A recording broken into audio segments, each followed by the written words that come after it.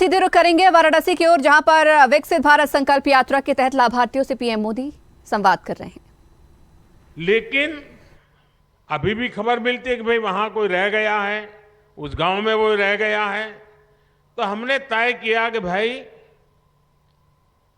फिर से हम एक बार देश भर में जाएं, जो सरकार की योजनाएं हैं, जिनको मिला है, उनसे सुने कि भाई क्या क्या मिला, कैसे मिला, प्राप्त करने में कोई कठिनाई तो नहीं हुई, कोई रिश्वत तो नहीं देनी पड़ी, जितना तय था उतना मिला कि कम मिला।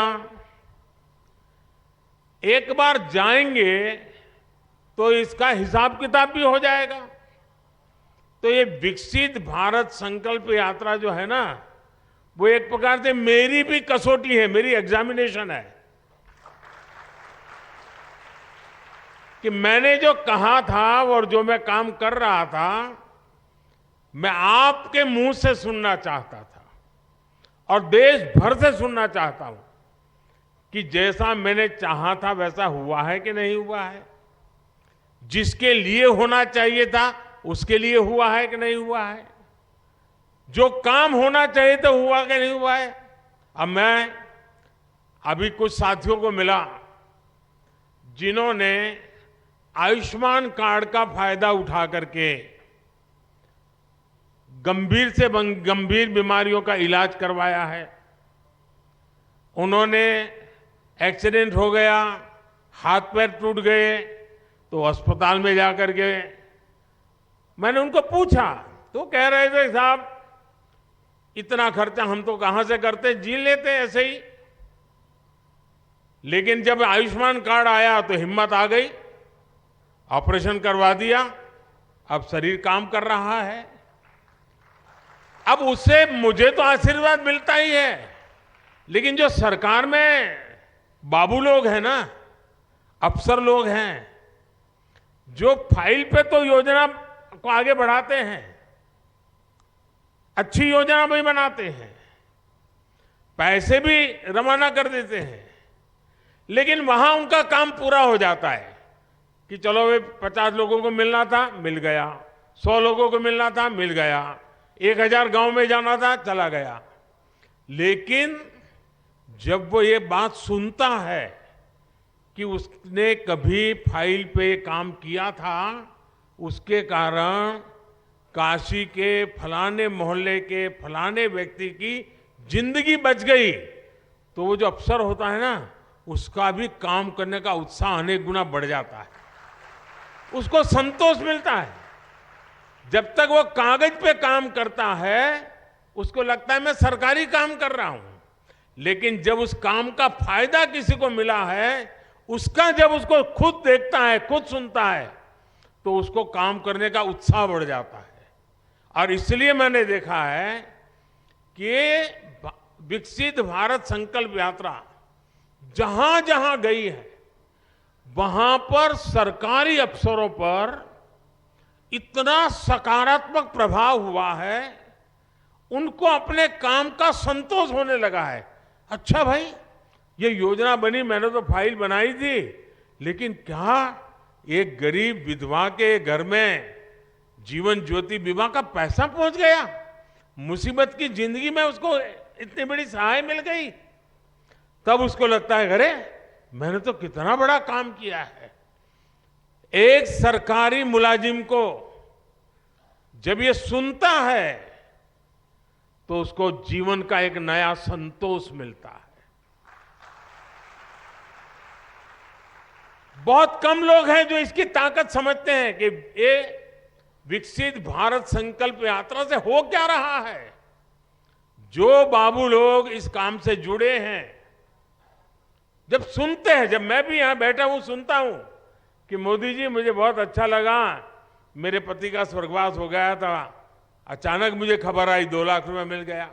कोई बहन कहती है कि बचपन से ही हम तो धुएं में जिंदगी गुजारते थे, गैस आ गया, जिंदगी बदल गई। उससे बड़ा जो सबसे बड़ी बात की बहन ने, उसने कहा गरीब और अमीर का भेद मिट गया। गरीबी हटाओ नारा देना एक बात है, लेकिन एक गरीब कहता है कि मेरे घर में गैस का चूल्हा आते ही गरीबी और अमीरी का भेद खत्म हो गया। जब वो कहता है कि मैं पक्के घर में रहने गया तो मेरा आत्मविश्वास इतना बढ़ गया कि मेरे बच्चे सम्मान के साथ स्कूल कॉलेज में अपने दोस्तों के सामने खड़े रहने लगे। झोपड़ी में रहते थे बच्चे शर्मिंदगी महसूस करते थे, कच्चे घर में रहते थे बच्चे शर्मिंदगी महसूस करते थे, दबे हुए रहते थे, आत्मविश्वास नहीं था। पक्का घर मिलते ही दीवारें नहीं, पक्की छत नहीं, जिंदगी आत्मविश्वास से भर गई है। अब वो दूर से मकान देखने से पता नहीं चलता है, बैंक से चेक गए इसलिए पता नहीं चलता है। जब उस लाभार्थी के मुंह से सुनते हैं ना, तब पता चलता है चलो भाई जीवन धन्य हो गया, किसी की जिंदगी में बदलाव आ गया। अब मैं देख रहा था हमारे गुप्ता जी बोलना बंद ही नहीं कर रहे थे। क्यों? उनका मन इतना उत्साह से भर गया था कि इतनी योजनाओं का लाभ मिला, सामने से कि 10,000 रुपया बैंक से मिल जाए।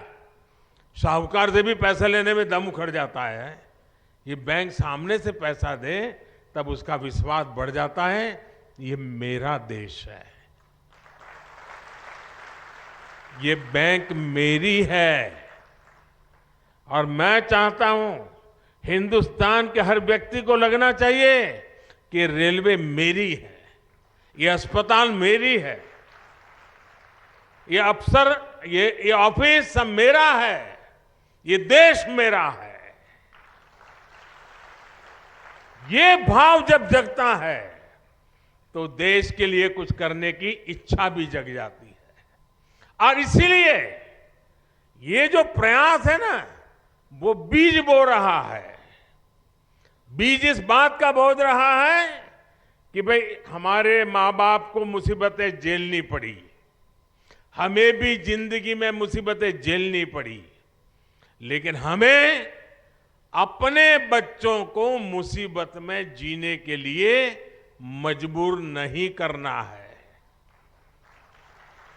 हम जो मुसीबतों से गुजरे, कोई माँ बाप नहीं चाहता है कि उसके बच्चे भी उसी मुसीबत से गुजरे, खुद पढ़ नहीं पाए, अशिक्षित रहे, लेकिन कोई माँ बाप नहीं चाहता है कि उसके बच्चे अशिक्षित रहे।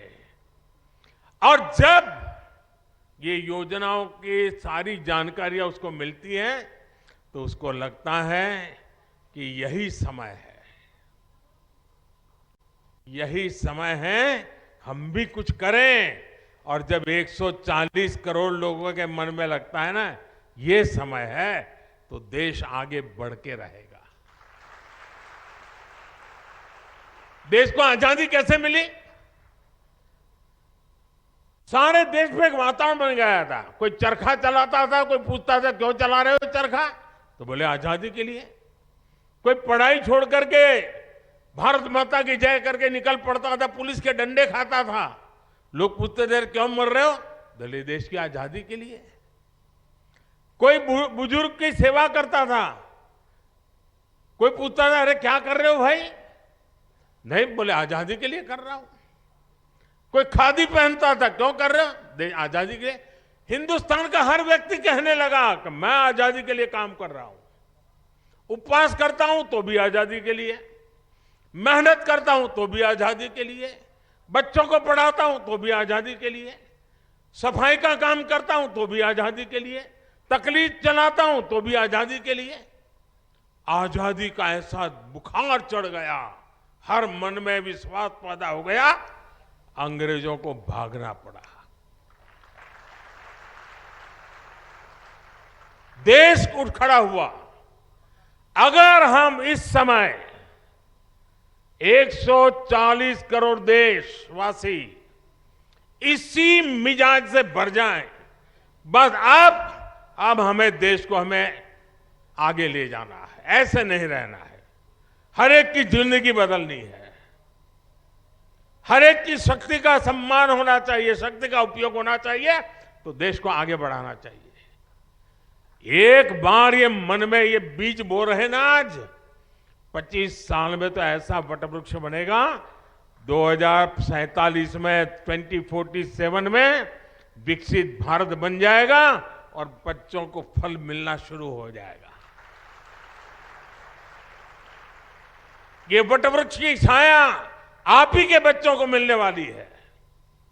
और इसलिए विकसित भारत बनाने के लिए हर नागरिक का मिजाज बनना चाहिए, मन बनना चाहिए, संकल्प बनना चाहिए।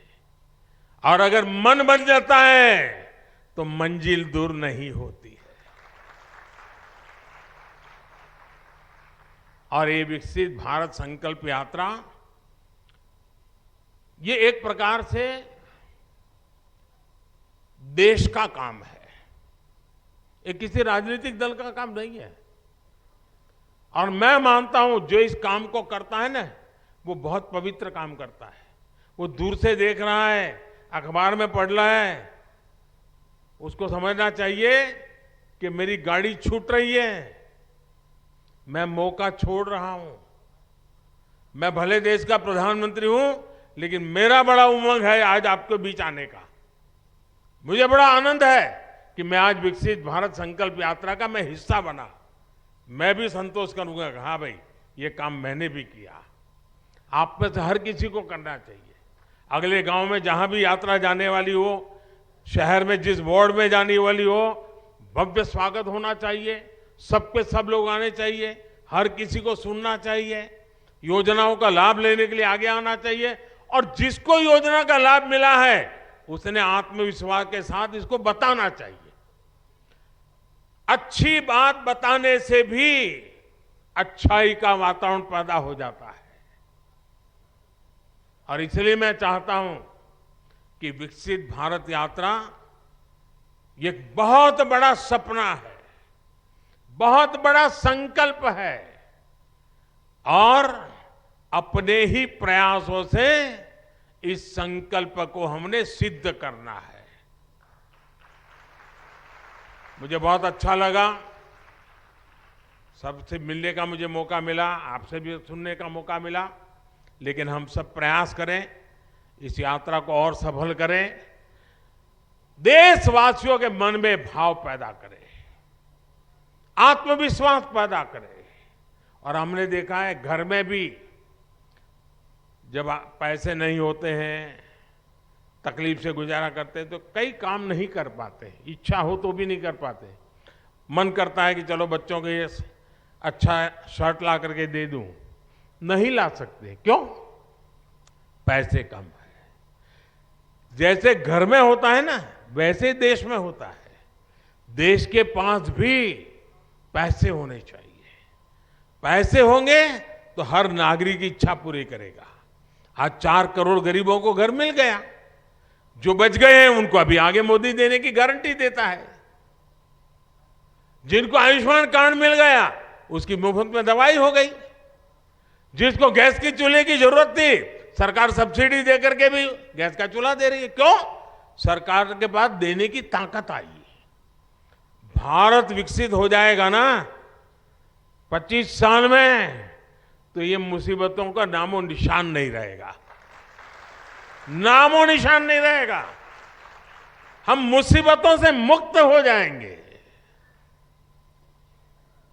और मुसीबतों से मुक्ति का ये मार्ग है विकसित भारत का संकल्प पूरा करना। अगर आपको हमारा वीडियो पसंद आया तो लाइक, शेयर, कमेंट, सब्सक्राइब करें, बेल आइकन का बटन दबाएं। हमारी वेबसाइट swedeshlive.com पर जाना ना भूलें।